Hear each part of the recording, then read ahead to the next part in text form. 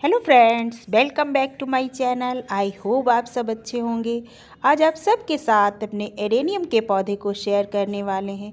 Adenium का पौधा एक परमानेंट फ्लावरिंग प्लांट है, लेकिन इस पौधे में गर्मियों में ही फ्लावरिंग होती है। सर्दियों के महीने में ये पौधा डोरमेंसी में रहता है। कम से कम 4 महीने का इसका डोरमेंसी का टाइम होता है और उस टाइम पर हम अपने इस पौधे को किसी भी तरीके का खाद वगैरह नहीं देते हैं, क्योंकि खाद अगर आप डाल भी देते हैं तो आपके पौधे को नहीं लगता है। इसलिए जब पौधा डोरमेंसी में होता है तो आपको उस समय उसे कोई भी फर्टिलाइज़र नहीं देना चाहिए। लेकिन जैसे जैसे मौसम गर्म होता है, यानी कि फरवरी का महीना आता है, तब हमें अपने पौधे में कुछ ऐसे ज़रूरी काम हैं जिनको कर लेना चाहिए। अगर आप अपने एडेनियम के पौधे का कोटेक्स मोटा करना चाहते हैं तो इस समय हमको कौन से वो काम है जो करने चाहिए।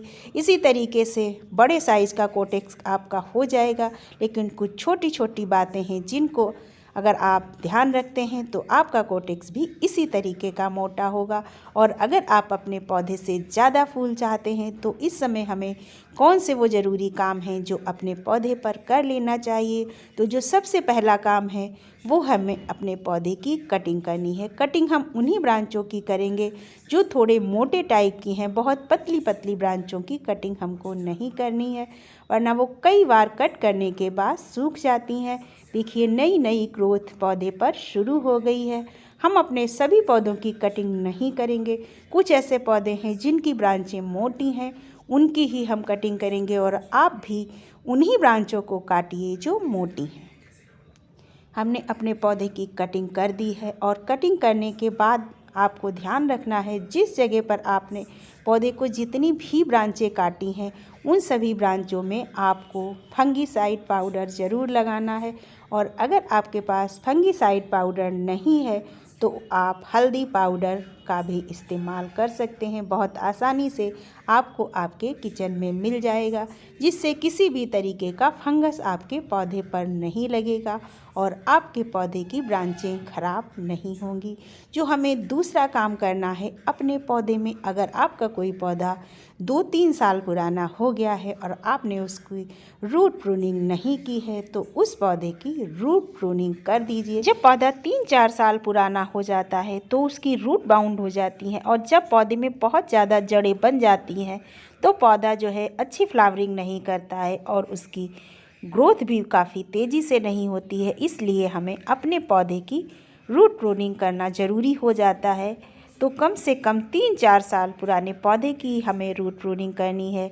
अगर आपका पौधा लगाए हुए अभी 1-2 साल ही हुआ है तो आप अपने पौधे की रूट प्रूनिंग ना करें। आप पौधे की रीपॉटिंग भी ना करें।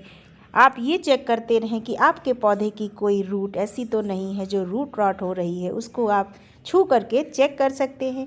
हमारा ये पौधा लगभग 3 साल पुराना है तो हम इसकी जो है रूट प्रूनिंग करेंगे, और वो भी वही इसकी हम रूट काट कर हटाएंगे जो छोटी छोटी पतली हैं। मेन रूट को हमें नहीं डिस्टर्ब करना है, वरना आपका पौधा ख़राब हो जाएगा।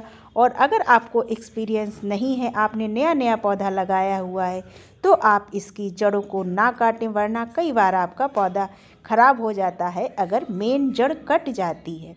मिट्टी जब इसकी आप तैयार करते हैं, भरते हैं, तो नीचे आपके पास अगर कुछ भी नहीं है तो गमले की टूटी हुई गिट्टियाँ या ईंटों की टूटी हुई गिट्टियाँ ही रख लें, जिससे आपका जो ड्रेनेज होल है, ड्रेनेज सिस्टम सही रहे। पानी इस पौधे में नहीं रुकना चाहिए, वरना आपका ये पौधा ख़राब होने का डर रहता है।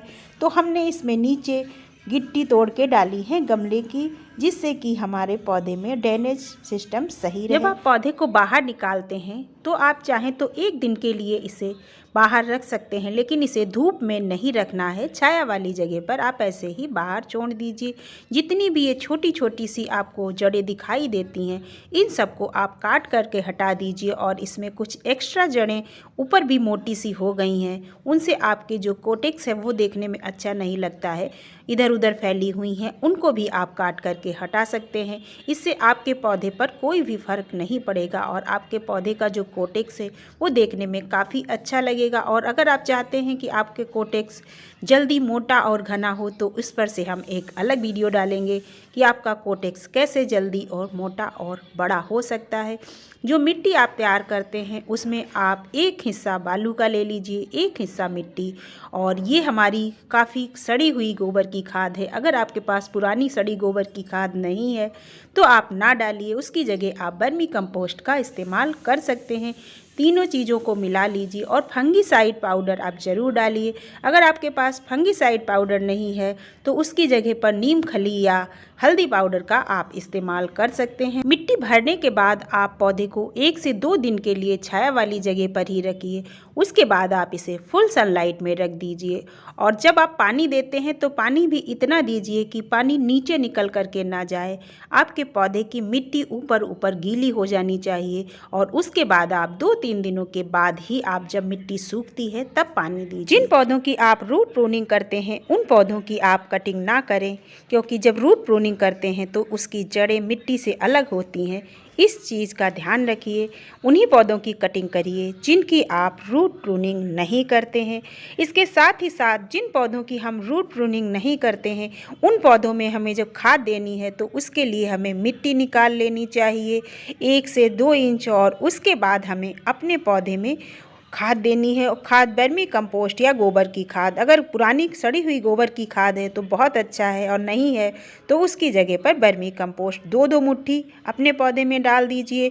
और जब आप गुड़ाई करते हैं तो गुड़ाई करते समय कोई जड़ में अगर खुरपी वगैरह लग जाती है तो इससे आपका पौधा खराब होने का डर ना रहे तो आपको फंजीसाइड पाउडर या हल्दी पाउडर जो भी आपके पास उपलब्ध हो वो डाल देना चाहिए। और उसके बाद आप इन पौधों को पूरी धूप में रखिए। जितनी अच्छी धूप मिलेगी आपके एडेनियम के पौधे को, आपके पौधे की ग्रोथ भी उतनी अच्छी होगी और कलियां भी उतनी जल्दी ही आपके पौधे में बन करके आएंगी। फरवरी खत्म होने से पहले ये कुछ ज़रूरी काम हैं जो हमें अपने एडेनियम के पौधे पर कर लेने चाहिए। जो कटिंग आपने की है उसको फेंकना नहीं है, उस कटिंग से आप नए पौधे तैयार कर सकते हैं। अगली वीडियो में फिर मिलते हैं किसी अन्य टॉपिक के साथ। तब तक के लिए बाय बाय।